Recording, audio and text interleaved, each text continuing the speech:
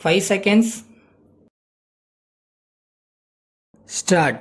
ஆர்வமுடன் குழுமியிருக்கும் மின்னியல் அறிஞர்களே, தொழில் முனைவோர்களே, தமிழ்நாட்டின் தொழில்துறை வரலாற்றில் இன்றைய நாள் நாம் எல்லோரும் எண்ணி பெருமைப்படக்கூடிய நாளாகும்.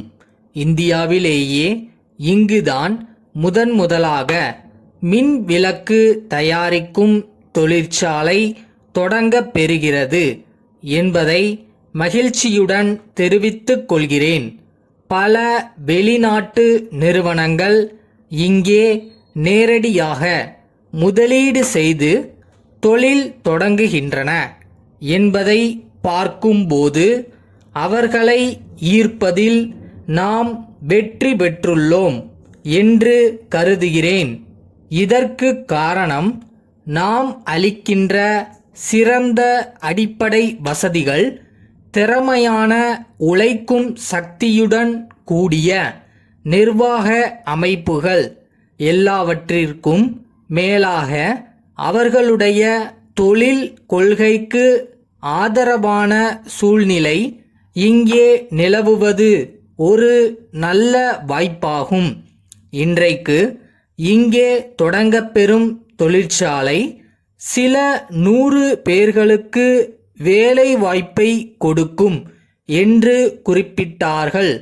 இந்த எண்ணிக்கை ஆயிரக்கணக்கில் பெருக வேண்டும். வெளிநாட்டிலிருந்து வருகின்றவர்களிடம் தொழில் துவங்குவதற்கேற்ற அமைதியான சூழ்நிலை தமிழ்நாட்டில் இருப்பதாக சொல்லியிருக்கிறேன். அதை ஏற்றுக்கொண்டு வெளி மாநிலங்களிலிருந்தும் தொழில் முனைவோர் இங்கே வர தொடங்கியிருக்கிறார்கள். அவர்களுக்கு நான் அளித்த வாக்குறுதிகள் ஏமாற்றம் அளிக்கா வண்ணம் காப்பாற்றப்பட வேண்டும். அந்த பொறுப்பு இந்த அரசுக்கு மட்டுமல்ல, தமிழ்நாட்டிலுள்ள தொழிற்சங்கவாதிகளுக்கும் பாட்டாளி பெருமக்களுக்கும் இருக்கிறது என்பதை நான் எடுத்துக்காட்ட கடமைப்பட்டிருக்கிறேன்.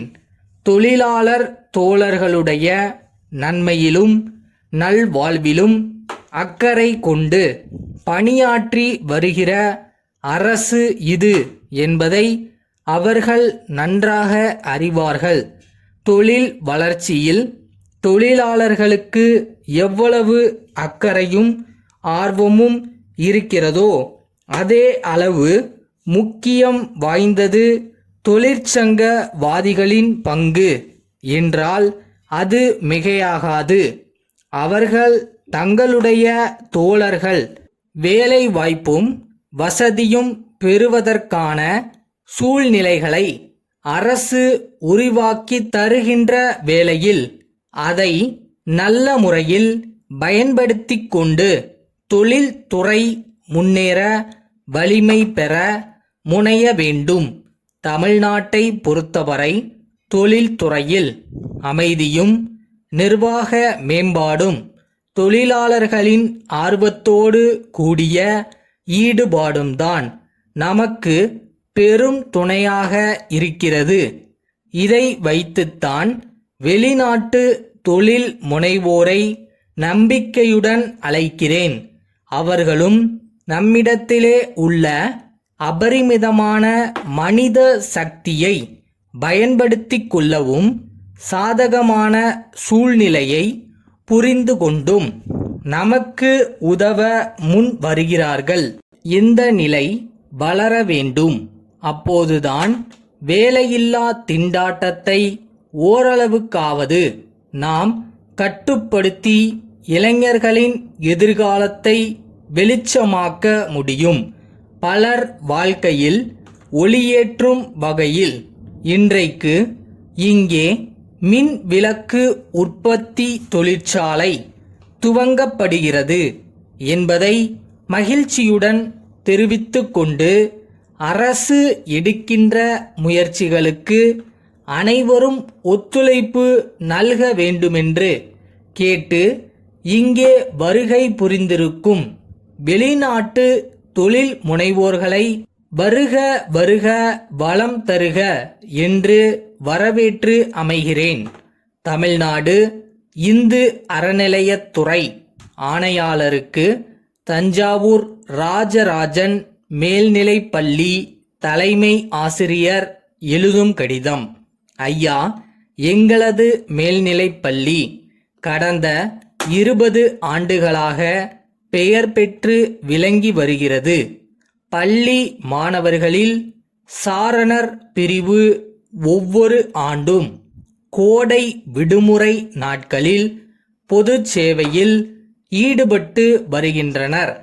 இந்த வகையில் பக்கத்தில் அமைந்துள்ள ஒரு புராதன கோயிலை தூய்மை செய்யும் பணியை இந்த ஆண்டு மேற்கொள்ள விரும்புகிறார்கள்.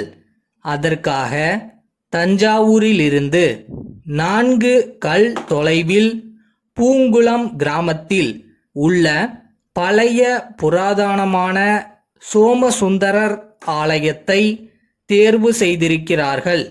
கோபுரத்திலும் கீழேயும் உள்ள பாசிபடிந்த சிற்பங்களை தேய்த்து சுத்தம் செய்வது, சுற்று நடைபாதையில் இருக்கும் முட்புதர்களை அகற்றுவது, கோபுரங்களிலும் சுவர்களிலும் முளைத்துள்ள செடிகளை களைவது போன்ற வேலைகள் இதில் அடங்கும்.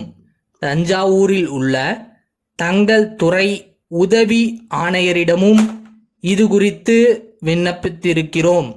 மாணவர்களுக்கு பொது தொண்டில் இருக்கும் ஆர்வத்தை வளர்க்கும் முறையில் தாங்கள் இதற்கான அனுமதி வழங்கி உதவ வேண்டுமென்று கேட்டுக்கொள்கிறேன்.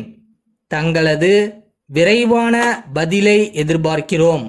தங்கள் நம்பிக்கையுள்ள. உங்களுக்கு பின்னாடி ஒரு பெரிய வைராக்கியமும் வெறியும் இருக்கு. நினைச்சதை எவ்வளவு தடங்கள் வந்தாலும் நான் சாதிப்பேன்றதை மட்டும் மனசுல ஃபிக்ஸ் பண்ணிக்கங்க.